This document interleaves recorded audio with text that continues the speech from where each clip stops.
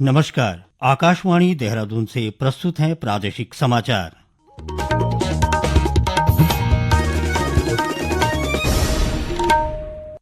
पहले मुख्य समाचार। भू बैकुंठ श्री बद्रीनाथ धाम के कपाट आज पूरे विधि विधान के साथ श्रद्धालुओं के दर्शनार्थ खोल दिए गए हैं। मुख्यमंत्री पुष्कर सिंह धामी ने कहा, प्रदेश सरकार श्रद्धालुओं की यात्रा को सुगम, सुरक्षित और सुखद स्मृतियों से परिपूर्ण बनाने के लिए पूरी तरह से प्रतिबद्ध है। रेलवे ने चार धाम यात्रा के लिए भारत गौरव डीलक्स ट्रेन की शुरुआत की और मुंबई में जारी world audio visual entertainment summit WAVES का आज होगा समापन। प्रादेशिक समाचार के साथ मैं सुशील पुरोहित और अब समाचार विस्तार से। भू बैकुंठ श्री बद्रीनाथ धाम के कपाट आज वैदिक मंत्रोच्चार की दिव्य ध्वनि के साथ पूरे विधि विधान के साथ श्रद्धालुओं के दर्शनार्थ खोल दिए गए हैं।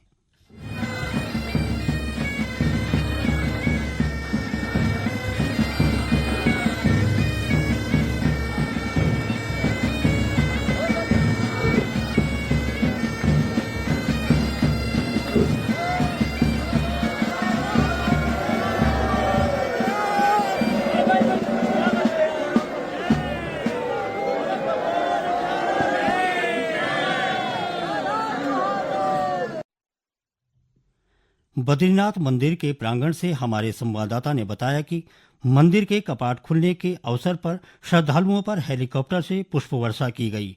पेश है एक रिपोर्ट। श्रद्धा, भक्ति और आस्था के अनूठे संगम के बीच आज सुबह 6 बजे शुभ मुहूर्त पर भगवान विष्णु को समर्पित श्री बद्रीनाथ धाम के कपाट खोल दिए गए।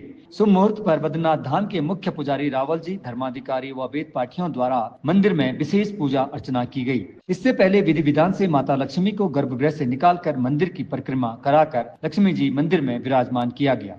तत्पश्चात भगवान कुबेर जी व उद्धव जी को बद्री विशाल मंदिर के गर्भगृह में विराजित किया गया। अब अगले 6 माह तक वैकुंठ धाम में भगवान की चतुर्भुज मूर्ति के साथ साथ उद्धव, कुबेर, नारद और नर नारायण के दिव्य दर्शन श्रद्धालु प्रतिदिन कर सकेंगे। मुख्य मंदिर के साथ ही बद्रीनाथ धाम मंदिर परिक्रमा स्थित गणेश मंदिर, घंटाकर्म, आदि कैदारेश्वर और आदि गुरु शंकराचार्य मंदिर व माता मूर्ति मंदिर के कपाट भी इस यात्रा के लिए श्रद्धालुओं के दर्शनार्थ खोल दिए गए हैं। कपाटोद्घाटन से पहले श्री बद्रीनाथ मंदिर को लगभग 15 टन रंग बिरंगी और सुगंधित फूलों से भव्य रूप में सजाया गया था, जिसने मंदिर की सुंदरता में चार चांद लगा दिए। श्रद्धालुओं की सुगम और सुरक्षित यात्रा बनाए जाने के लिए जिला प्रशासन और पुलिस ने विशेष प्रबंध किए हैं। बद्रीनाथ धाम में शुद्ध पेयजल, विश्राम गृह, बिजली, स्वास्थ्य सेवा, शौचालय और अन्य मूलभूत सभी व्यवस्थाओं की गई हैं। इसके अलावा तीर्थ यात्रियों की आवाजाही को बेहतर और आसान बनाने के लिए हवाई सेवा भी शुरू की गई है। साथ ही यात्रा मार्ग का सौंदर्यीकरण भी किया गया है। पुलिस प्रशासन ने सभी श्रद्धालुओं से अपील की है कि यात्रा पर आने से पहले अपना ऑफलाइन या ऑनलाइन रजिस्ट्रेशन अवश्य करवा लें, ताकि यात्रा प्रबंधन सुगम बना रहे। सुरेंद्र सिंह, आकाशवाणी समाचार, चमोली। मुख्यमंत्री पुष्कर सिंह धामी ने कहा है कि प्रदेश सरकार देश विदेश से उत्तराखंड आने वाले श्रद्धालुओं की यात्रा को सुगम, सुरक्षित और सुखद स्मृतियों से परिपूर्ण बनाने के लिए पूरी तरह से प्रतिबद्ध है। आज बद्रीनाथ धाम में मुख्यमंत्री ने प्रधानमंत्री नरेंद्र मोदी के नाम से पहली महाभिषेक पूजा कर देश और राज्य की सुख समृद्धि की कामना की। इस अवसर पर मुख्यमंत्री ने मंदिर परिसर में स्थित लक्ष्मी मंदिर, गणेश मंदिर, आदि गुरु शंकराचार्य गद्दी सहित सभी मंदिरों में पूजा अर्चना की। इस दौरान श्री धामी ने देवभूमि उत्तराखंड आने वाले सभी श्रद्धालुओं से आह्वान किया, हरित और स्वच्छ चारधाम यात्रा के लिए राज्य को पूरा सहयोग दें। इस बीच मुख्यमंत्री ने जिलाधिकारी चमोली संदीप तिवारी से बद्रीनाथ धाम के मास्टर प्लान के कार्यों की विस्तृत जानकारी लेते हुए मंदिर के समीप हो रहे निर्माण कार्यों का जायजा भी लिया। उन्होंने जिलाधिकारी को मास्टर प्लान के कार्यों को गुणवत्ता के साथ समय से पूरा करवाने के निर्देश दिए। ये समाचार आकाशवाणी के देहरादून केंद्र से प्रसारित किए जा रहे हैं। रेलवे ने चार धाम यात्रा के लिए भारत गौरव डीलक्स ट्रेन की शुरुआत की है। यह रेलगाड़ी बद्रीनाथ, जोशीमठ, ऋषिकेश, पुरी, कोणार्क, रामेश्वरम और द्वारका के साथ साथ काशी विश्वनाथ, भीमशंकर और त्र्यंबकेश्वर की यात्रा के लिए शुरू की गई है। ट्रेन इस महीने की 27 तारीख को दिल्ली से सफदरजंग रेलवे स्टेशन से रवाना होगी और 17 दिन में चार धाम सहित और अन्य धार्मिक स्थलों की यात्रा पूरी करेगी। ट्रेन की टिकट पहले आओ पहले पाओ के आधार पर रेलवे की वेबसाइट पर बुक की जा सकती है। मुंबई में जारी world audio visual entertainment summit WAVES आज संपन्न हो रहा है। आज अंतिम दिन फिल्म निर्माण पर कुछ सत्र आयोजित किए जा रहे हैं। 4 दिन के इस सम्मेलन का उद्घाटन प्रधानमंत्री नरेंद्र मोदी ने बृहस्पतिवार को किया था। यह आयोजन भारत को मीडिया, मनोरंजन और डिजिटल नवाचार के वैश्विक केंद्र के रूप में स्थापित करने का प्रयास था। आयोजन में 90 से अधिक देशों के 10,000 से अधिक प्रतिनिधि शामिल हुए हैं। उत्तरकाशी के नौगांव में निर्माणाधीन कृषि मंडी का कार्य अंतिम चरण में है। कयास लगाए जा रहे हैं कि 3 माह के भीतर मंडी का संचालन शुरू कर दिया जाएगा, जिससे यमुना घाटी के किसानों को अगले 3 से 4 माह में कृषि मंडी की सौगात मिल जाएगी। उत्तरकाशी से हमारे संवाददाता ने बताया कि रमाई घाटी के किसान कृषि और बागवानी की दृष्टि से लंबे समय से इसकी मांग कर रहे थे।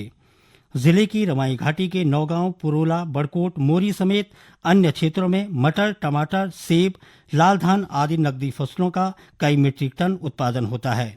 इन फसलों को देहरादून, सहारनपुर और दिल्ली की मंडियों तक पहुंचाने में किसानों को घाटा उठाना पड़ता था। इसलिए लंबे समय से क्षेत्र के किसान कृषि मंडी के निर्माण की मांग कर रहे थे। गौरतलब है कि वर्ष 2021 में मुख्यमंत्री पुष्कर सिंह धामी ने कृषि मंडी का शिलान्यास किया। आगामी 21 जून को अंतर्राष्ट्रीय योग दिवस मनाया जाएगा। इसके लिए उत्तराखंड सरकार ने तैयारियां शुरू कर दी हैं। इसी क्रम में राज्य के चंपावत, नैनीताल और बागेश्वर समेत सभी जिलों में विभिन्न जागरूकता कार्यक्रम आयोजित किए जा रहे हैं। बागेश्वर और चंपावत में अंतर्राष्ट्रीय योग दिवस की तैयारियों के तहत एक पृथ्वी एक स्वास्थ्य के लिए योग विषय पर कार्यक्रम का आयोजन किया गया। योग सत्र की शुरुआत में प्रतिभागियों ने स्वास्थ्य और पर्यावरण संरक्षण की शपथ ली। चंपावत में योग अनुदेशक शंकर सिंह अधिकारी ने योगाभ्यास करवाया, जिसमें योगासन, प्राणायाम और ध्यान के माध्यम से तन मन की शुद्धि और आत्मिक शांति का अनुभव कराया गया। इस पहल ने ग्रामीण क्षेत्र में योग, स्वास्थ्य और प्राकृतिक जीवन शैली को अपनाने की जागरूकता को बल प्रदान किया। प्रदेश के जंगलों में हर साल बढ़ती वनाग्नि की घटनाओं को रोकने की दिशा में ठोस कदम उठाए गए हैं। उत्तराखंड राज्य विज्ञान एवं प्रौद्योगिकी परिषद यूकास के महानिदेशक प्रोफेसर दुर्गेश पंत के नेतृत्व में एक अभिनव प्रयास शुरू किया गया, जिसमें पिरूल की सूखी पत्तियों का व्यावसायिक उपयोग किया जा रहा है। इसी के तहत चंपावत जिले के भींगराड़ा क्षेत्र में एक बंद पड़े जूनियर हाई स्कूल भवन को पिरूल ब्रिकेट यूनिट के रूप में विकसित किया गया। इस कार्य में भारतीय पेट्रोलियम संस्थान देहरादून का तकनीकी सहयोग लिया गया। यह यूनिट आज स्थानीय लोगों की आमदनी का साधन बन रही है और साथ ही जंगलों की आग से भी बचा रही है। और अब एक नजर आज के मौसम पर। मौसम विभाग के पूर्वानुमान के अनुसार राज्य के अधिकांश जिलों में 8 मई तक बारिश के आसार बने हुए हैं। विभाग ने राज्य के अधिकांश जिलों में 6 मई तक बारिश का ऑरेंज अलर्ट और 7 व 8 मई को बारिश का येलो अलर्ट जारी किया है। इस दौरान राज्य के अधिकांश जिलों में कहीं कहीं हल्की से मध्यम बारिश, आकाशीय बिजली चमकने और 40 से 50 किलोमीटर प्रति घंटा की रफ्तार से झोंकेदार हवाएं चलने की चेतावनी जारी की गई है। आज राजधानी देहरादून में तड़के हल्की से मध्यम बारिश दर्ज की गई, जबकि राज्य के अन्य पर्वतीय जिलों में सुबह के समय हल्की बूंदाबांदी हुई है।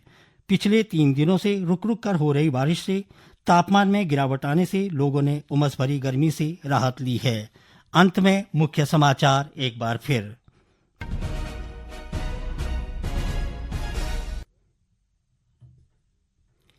भू बैकुंठ श्री बद्रीनाथ धाम के कपाट आज पूरे विधि विधान के साथ श्रद्धालुओं के दर्शनार्थ खोल दिए गए हैं। मुख्यमंत्री पुष्कर सिंह धामी ने कहा, प्रदेश सरकार श्रद्धालुओं की यात्रा को सुगम, सुरक्षित और सुखद स्मृतियों से परिपूर्ण बनाने के लिए पूरी तरह प्रतिबद्ध है। रेलवे ने 4 धाम यात्रा के लिए भारत गौरव डीलक्स ट्रेन की शुरुआत की और मुंबई में जारी world audio visual entertainment summit WAVES का आज होगा समापन। इसके साथ ही प्रादेशिक समाचारों का ये अंक समाप्त हुआ। अगला समाचार बुलेटिन शाम 6:30 पर प्रसारित किया जाएगा। नमस्कार।